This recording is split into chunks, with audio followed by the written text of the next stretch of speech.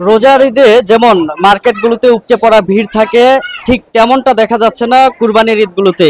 দোকানিরা বলছেন মার্কেটে তেমন ভিড় না থাকার কারণে বিভিন্ন কারণ হতে পারে। প্রথমত, কুরবানির ঈদকে কেন্দ্র করে গরুর বাজার এবং ছাগলের বাজারগুলোতে বেশ ভিড় থাকার কারণে মার্কেটে তেমন আসা হয় না ক্রেতাদেরকে। এই জন্য বসেই অনেকটা অলস সময়ে সময় কাটাতে হচ্ছে দোকানীদেরকে। মার্কেট ঘুরে দেখা গেছে দুই একজন ক্রেতা ছাড়া বাকি যারা রয়েছেন তারা শুধুমাত্র ঘুরে চলে যাচ্ছেন। এমনটাই মানিকাচর বাজারের চিত্র দেখা মিলছে। ভাই ঈদের জন্য টি শার্ট কিনতে আসছি। ঈদে দোকানে তেমন একটা ভিড় থাকে না, কিন্তু অন্যান্য মার্কেটে, গরুর মার্কেট, ছাগলের মার্কেট প্রচন্ড ভিড় আছে মার্শাল্লাহ দিলে, কিন্তু জামা কাপড়ে তেমন একটা ভিড় নাই। অনেকে মনে হয় রোজার ঈদের তুলনায় কেমন বেচা কিনে?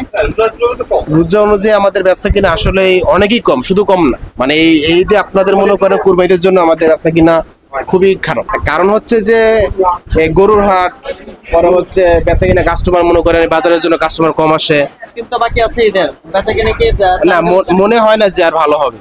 কিছু দোকানদার মনে করেন যে রোজার ঈদের তুলনায় কুরবানির ঈদে বেচাকেনা খুব কম হবে, এমনটাই স্বাভাবিক, এমনটাই তারা ধরে নিয়েছেন। কুমিল্লা জেলার মেঘনা উপজেলার মানিকাচর বাজার থেকে কামরুজ্জামান, মেঘনা নিউজ।